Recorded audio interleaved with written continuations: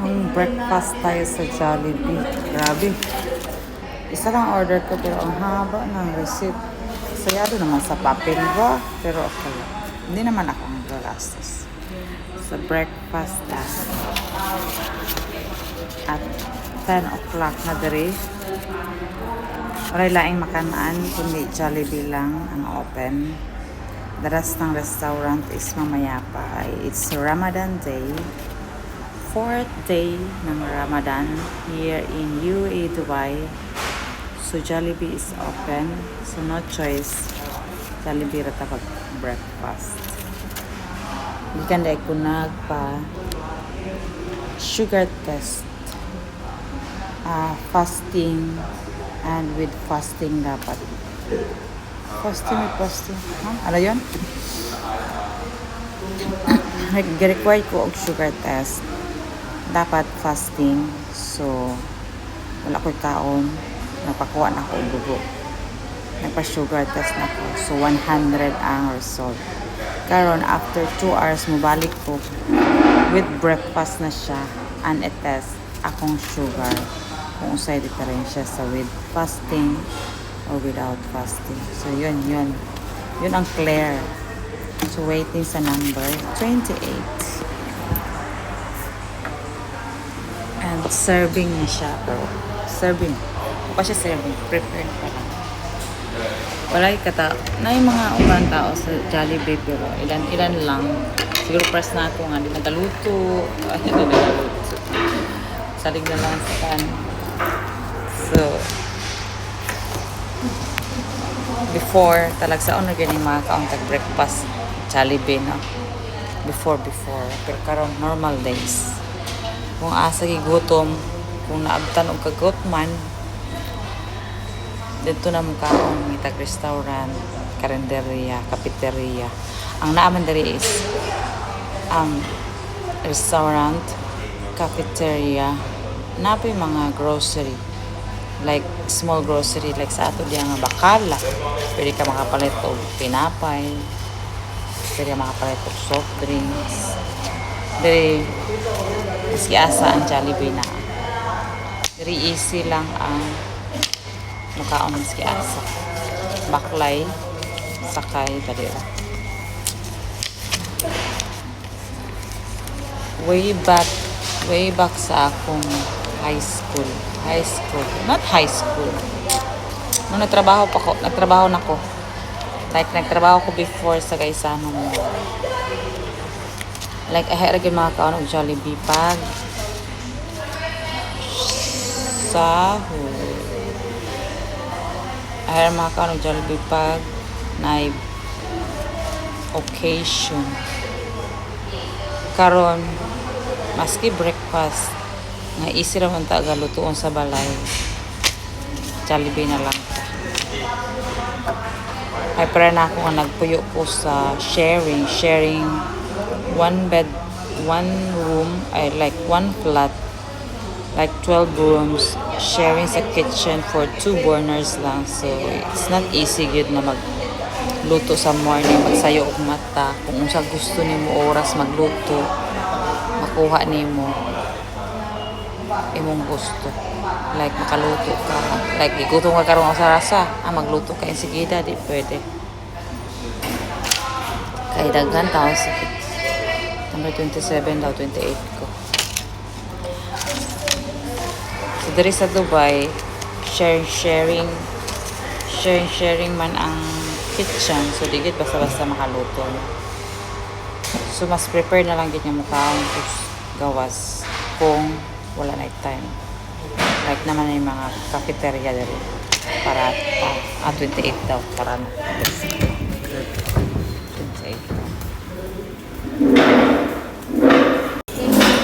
28. Diba? Water lang. Have breakfast. I don't like broad coffee here.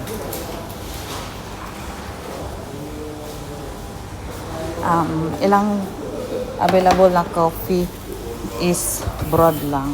So, paitan ko sa ilang coffee diri sa Jollibee. Wala sa like cappuccino, latte, and whatever. So, tubig na lang sa 4 dirham water. and 20 dirham volume meal for corned beef, hot dog, egg, and rice na sinangag. Let's eat.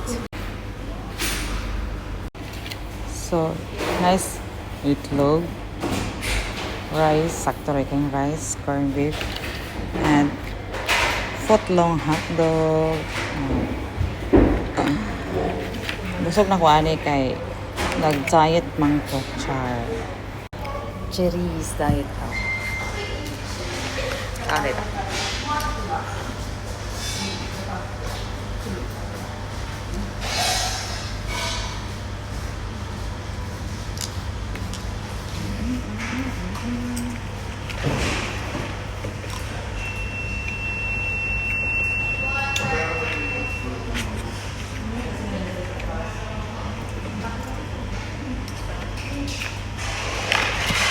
Uy, ketchup. Para saan ang ketchup? Para sa hotdog siguro ni.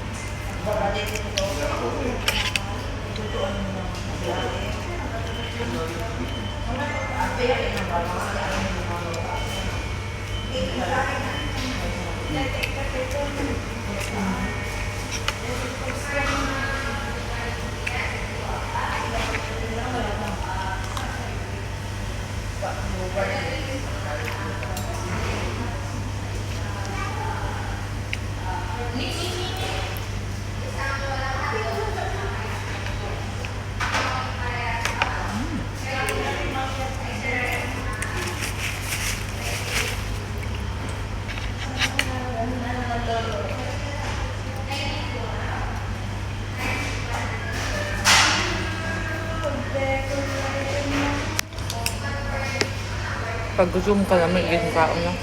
Kasi unsa pa yung nalila. Usually, akong kaon is 4:30 sa umaga. Pag nakatrabaho. Today, Saturday, may off. Late ang kaon. Pero kaya naman. Kaya late ang ito nagkaon ng gabi. Nag-i-iftar ko gabi. Usually akong kaon is until 1 o'clock. Kung nag-i-iftar ko gabi, 6:15 ang iftar. Sumato kong last kaon. Kasi medyo busog-busog. Nakasurvive ko karong buntaga hanggang alas 9.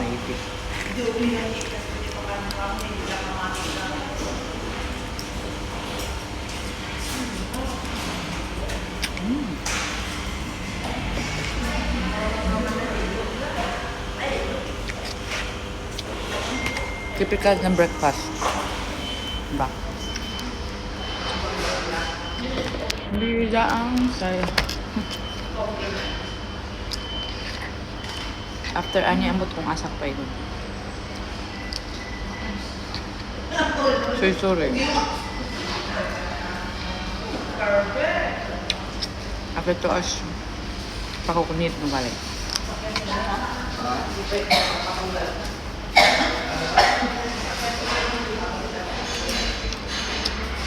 So 12 o'clock, dapat mabalik ko. Where I will go at 12 o'clock.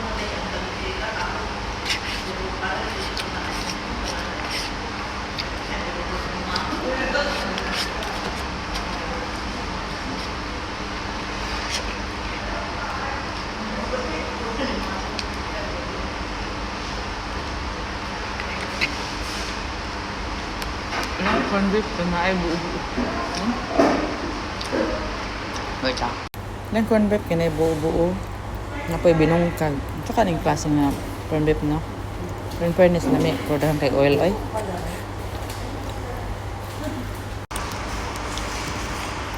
So muna pa. 4th day ng iftar. Wala mga bata. So wala video about bata. About school. It's my off.